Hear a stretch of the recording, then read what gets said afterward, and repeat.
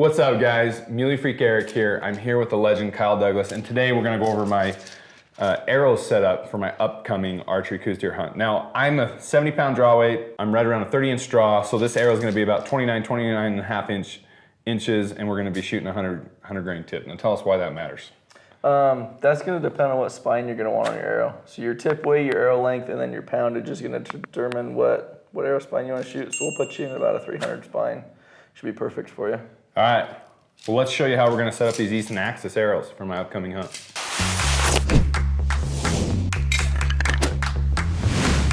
So, all right, so let's go ahead and put this bow in the press in the draw board, and let's draw it back, and let's mark where it goes here. That way, make sure we get the right length arrow for you. Okay. Now, talk about how cutting the arrow a little shorter makes it a little faster, and how that might be beneficial for coos deer. Yeah, so anytime you cut your arrow short, you're going to save weight because the longer it is, the more carbon there is, and the heavier your arrow is going to be.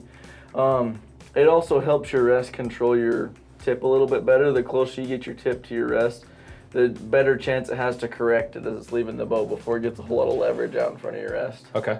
So it seems to be a little bit more forgiving the shorter they are. Okay, let's do it. Draw that bow back and mark her up. So we're just going to go in here with a marker. I like to leave a little bit of room in front of my rest just in case I want to play with draw length or something like that. Or you happen to change your rest a little bit, torque tuning or whatever you may be doing to your bow. So we'll go ahead and cut it maybe like right here. That'll give you a safe margin there where you can have some room to play with stuff, but your arrow's still going to be plenty short for you. Cool.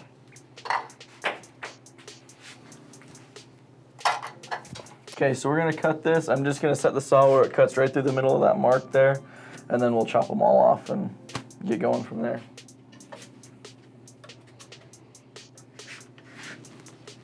Okay, so when we're cutting these, we want to make sure that you push the nock all the way back until it stops, and then roll the shaft into the saw. You'll spin it all the way around and then pull it back out. The whole time keeping pressure against the back of the arrow so it doesn't bump forward against the saw blade and gouge the end of the shaft.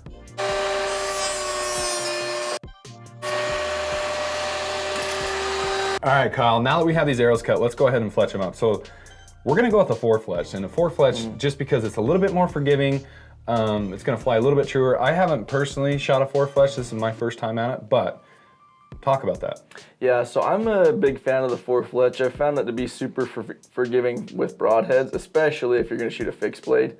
Expandables, it's not as big a deal, but if you can get any more forgiveness out of your bow, I'm always wanting to get that out of your bow. Okay.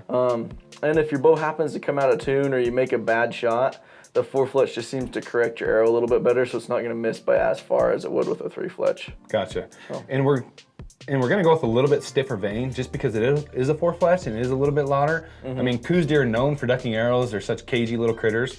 So having this stiff Q2I vein should help with some of that noise. Yeah, they tend to be just a little bit quieter, so hopefully that'll help out. Cool, let's fletch these up. Okay.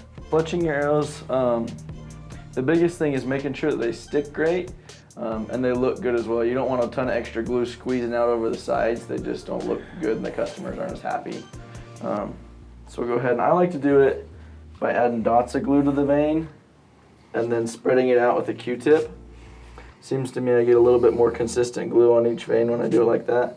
Another little tip is I take and dab the vein on a paper towel once it's in the clamp, and that just gets all the excess glue off so it doesn't want to squeeze out the sides on you. We'll put it in the clamp, and then I always roll it from the back of the arrow towards the front, and then hold it tight in there for about 10 seconds or so.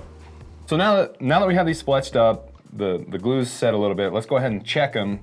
And then a little pro tip, we're gonna go ahead and put a spot of glue on the north and south end. Let's talk about that. Yeah, so you just wanna go through and make sure all the veins stuck really well.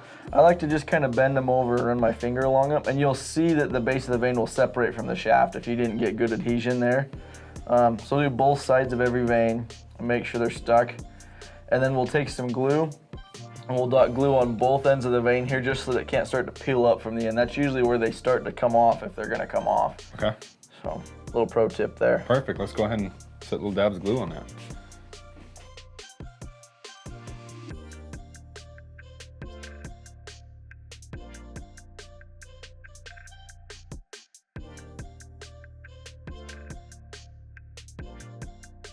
These Easton axes come with this little stone right here with a little nipple on the end. And what we're gonna do, we're gonna set this like so. Then we're going ahead and chamfer. Yeah, you'll spin on there and that'll chamfer the inside of the shaft just so it doesn't mushroom over time. And over impact. We don't want that thing to mushroom or flake upon impact. So yep. Clearing up some of that carbon should help eliminate that risk. Yeah, that's just kind of a specific thing for the hit inserts from Easton. Cool, let's do it.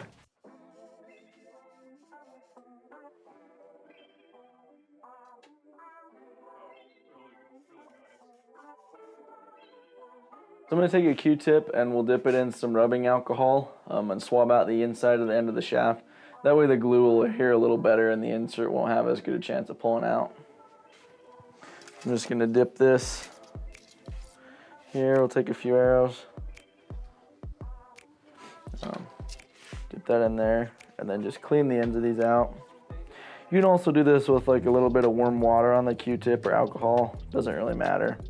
Now you flop it over to the dry side and clean them out. You'll see just a little bit more dust come off. You do that. Then we'll let these dry a little bit and then we'll stick the inserts in. All right, so the Easton axis arrows come with this epoxy. Now you're gonna mix these two together right here. There's a perforated line here, you'll cut this out. Squeeze it out and go ahead and mix it. And this is what you're gonna put in for the actual hit inserts to go in there. This is the tool to shove it in there to the certain length. Then you're gonna let them lay flat, horizontal, for at least 24 hours so that that epoxy can adhere with the hit insert. So let's go ahead and do that.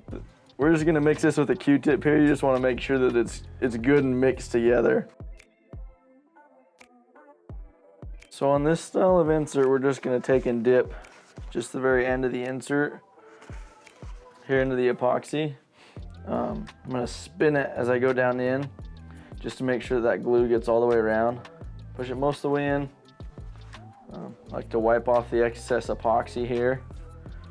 And then we'll use this little tool that comes in the package of inserts to set the depth on that insert. This is where you want to lay them flat to dry. If you don't lay them flat, that insert will end up running up the arrow or down the arrow as the epoxy dries because it's 24-hour epoxy, and then your tip won't screw in the right way.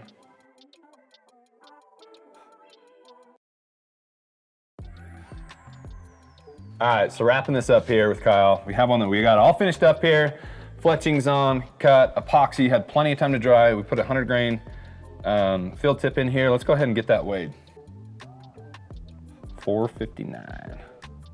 I built kind of a hybrid arrow because I wanted to be able to hunt mule deer, elk, antelope, and coos deer with it. Some would say you don't need this heavy arrow for coos deer. You don't, but I don't want to have to redo sight tapes, and I wanted to just have something that would kind of fit the bill for all the species. All right, guys, thanks for tuning in this video with Kyle and I on my arrow setup for my upcoming coos deer hunt.